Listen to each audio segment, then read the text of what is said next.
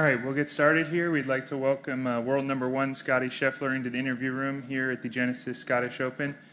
Scottie, your third start here in this event. If we could just get an opening comment from you on being back in Scotland.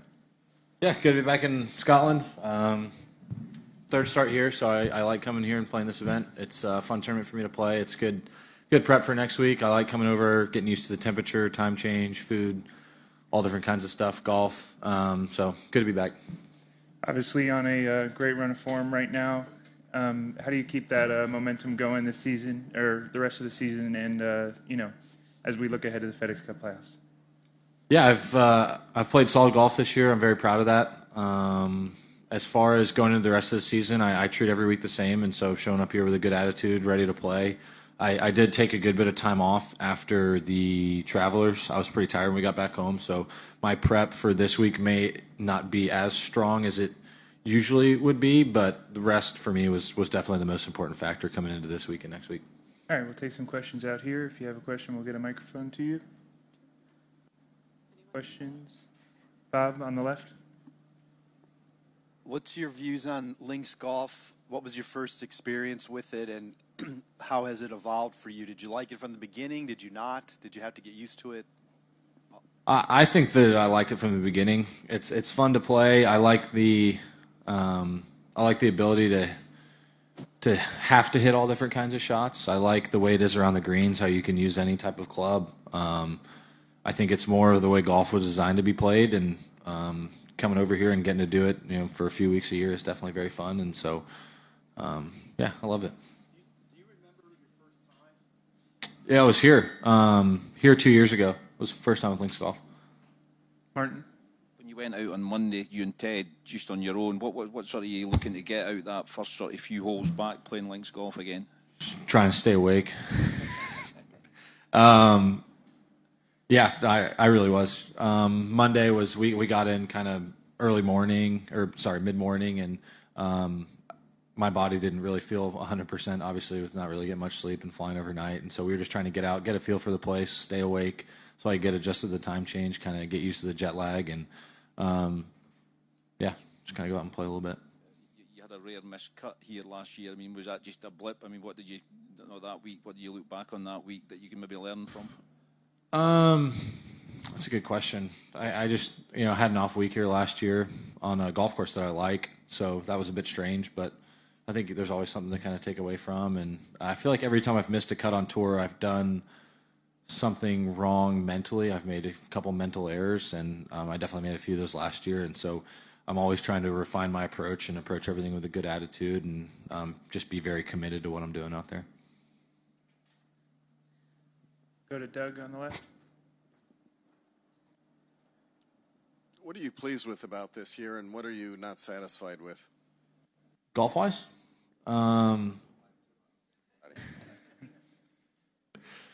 I would say golf-wise, I'm very proud of how I've been so consistent.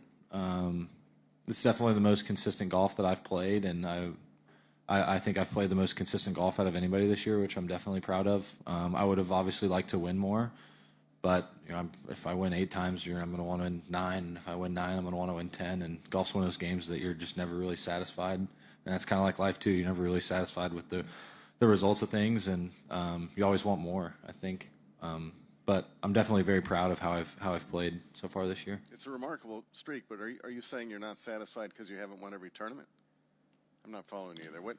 I would say that, yeah, I want to win every time I tee it up, and I think that's kind of how the heart is. You win once, and then you want to win twice. And it's funny, when you're a kid, you think if you win once on the PGA Tour that you'd be satisfied, and then you win once, you're like, oh, that was pretty fun. I want to win again, and then the cycle continues. And then secondly, how would you describe your interest level in yesterday's Senate hearing? And as a player on the PGA Tour, is there anything that you are concerned or should be concerned about going forward? I just think that yesterday we didn't really learn a whole lot again. As a player on tour, we still don't really have a lot of clarity as to what's going on, and that's a bit worrisome. As they keep saying it's a player-run organization, and we don't really have the information that we need to kind of. I don't even know how to comment. I watched part of yesterday, and I didn't learn anything. So I really don't know what to say. What was your takeaway from yesterday? I don't know. Again, It really is kind of that cycle where it's just a framework agreement right now, and so I don't know what that entails. We're not involved in any of the discussions. You know, none of the players were involved in the original framework agreement, and so we just don't really. Should I have been? Probably not, but I'm sure that a few of our player directors probably should have been involved. Ian?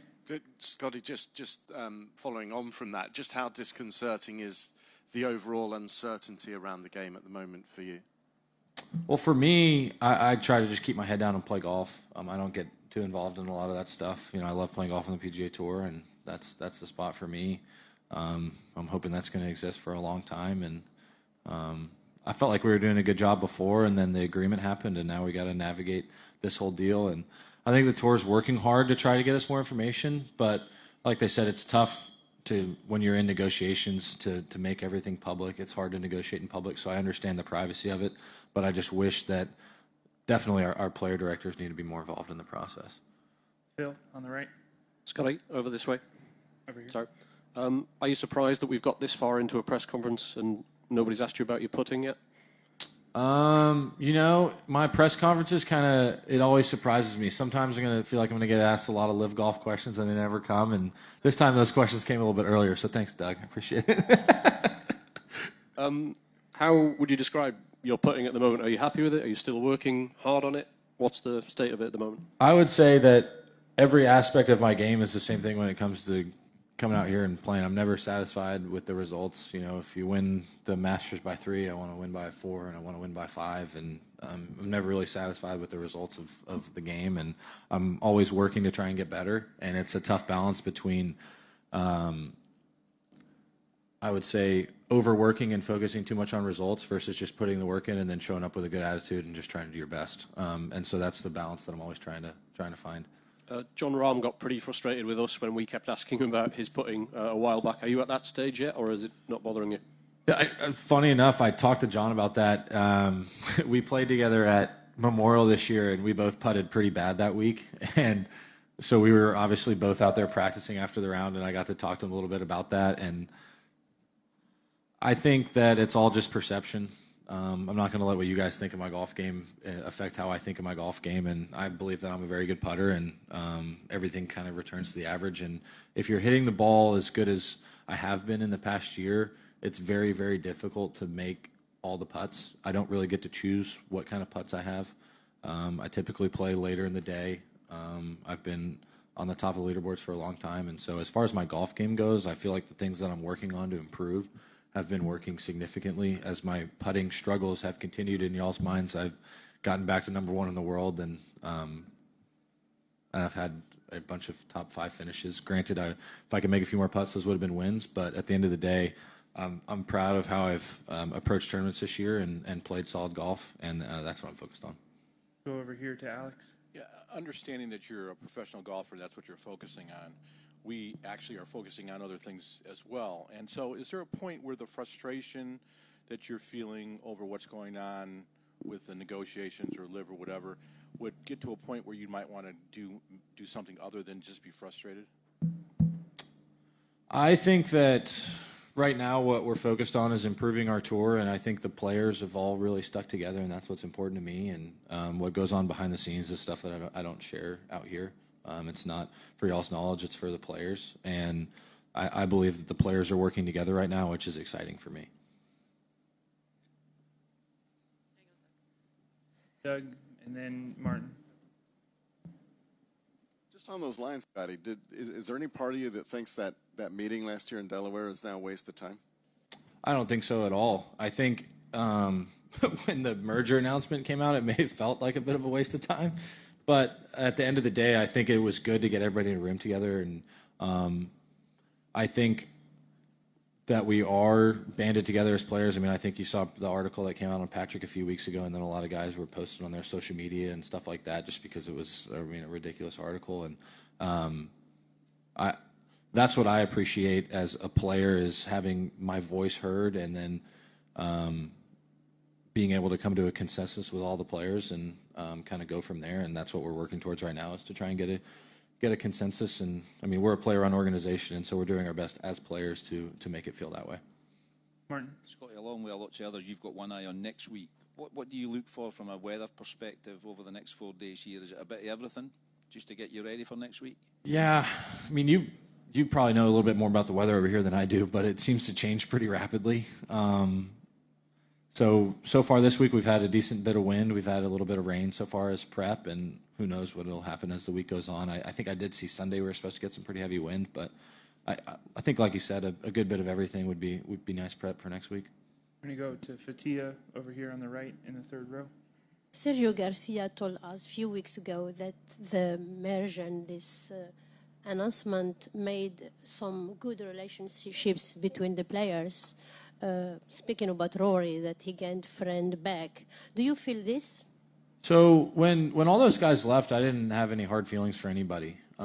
If they wanted to go take the money and go over there and play, that's their decision. It's not my business to get into their business, if that makes sense. And as people, I didn't think of them any differently. They just play golf on a different tour. It doesn't mean that they're different people than they were a year ago. And as far as my thoughts go, no relationships were harmed. I'm still friends with the guys that I was friends with before, and some of them are on LIV and some of them are on the PGA Tour. It is a bit weird that I still don't get to see them all throughout the year besides a handful of tournaments, but none of my relationships over there were really fractured by them going to play on a different tour. Got time for a couple more. We'll go to Bob on the left. Scottie, you mentioned the communication. Does that mean that after the board meeting at the Rocket Mortgage that the player reps actually reached out to the players to inform them? And do they ask for your opinion? Do they ask for your feedback in any way? Yeah, and I think that's becoming more of a habit with tour officials as well as the player directors. And that's what's important to me as being a member of the PGA Tour is that our voice is heard, but I feel like our voice is, it's just kind of how the system goes. We have a player advisory council, and then we have the player directors. And as long as the player directors' voices are being heard, we're the ones that voted them into that position to be there, and we want their voices to be heard. And that was really the only frustration with the original announcement is that none of those 4 or 5 guys were involved at all. But as far as things are going now, there's open lines of communication. I've had numerous discussions with tour officials and players as the weeks have gone on with all this stuff, and I feel like we're headed in the right direction. We'll finish up with Doug and then Alex. Who's your favorite senator in the hearing? I'm not going to answer that. I'm going to give you a break, Scott. I'm going to hit a quick golf, if you don't mind. Think back to you as a kid at Royal Oaks and all the chipping contests and stuff you had fun with creativity-wise. How did that kind of manifest itself when you first got to Royal St. George's for links golf in terms of creating and how your mind worked? Yeah, I think that's always been kind of the fun part of golf. I always learned a lot by watching guys, and so when I grew up at Royal Oaks, I grew up watching the professionals practice and play, and I learned how to hit all different kinds of shots. And I'd watch Justin Leonard practice, and he'd do it a certain way. Then I'd watch Colt Knost, and then I'd watch Harrison Frazier, and then I watched Chris Cox. There were so many people there that I was able to learn from just because they were kind enough to let me sit there and watch them. I'm sure I was pretty annoying at 8 years old or whatever it was, but they were kind enough to let me hang around. And so when I do come over here and play links golf, there's a lot of opportunity to just try new things and hit all different kinds of shots. And especially when you get around the greens, when you're into the wind, you can hit huge flops and long bump and runs with a 7-iron, and you can kind of it really does sometimes feel like you're playing golf like you're a kid again, just because Teddy can give me a number, but it doesn't really matter. I got to hit the shot. And at home, if we got 150 into a 10-mile-an-hour wind, the ball reacts a certain way. When you're over here, there's a lot more factors that you have to kind of dive into, and I'm not really a huge numbers guy. I do most of my stuff by feel, and so when you get 150 and you're into the wind and the lie's sitting down and you're on this new type of grass where the ball spins a little bit more and the wind's heavier here, it also makes the ball go shorter, and everything changes so much that you really have to kind of rely on your own feel. And we'll finish up with Alex. Colt Knost, huh? Yeah. I hate giving him that much credit. Exactly. One last thing. There's the players on the board, and then there's the non-player, obviously. And Randall Stevenson was on the board and left. Did it bother you with his statements about his concerns about this deal? I did not actually see his statements. It was a little bit concerning that someone like him would leave our board. We have player directors, and we have the other people that are on that advisory board that are very important to our tour. And anytime we lose one of those members is definitely a bit concerning. Those guys were put in a position for a reason, and for any of them to leave is tough for us. And so we'll see what happens. All right. Thank you, Scottie, for your time, and best of luck this week. Thanks, y'all.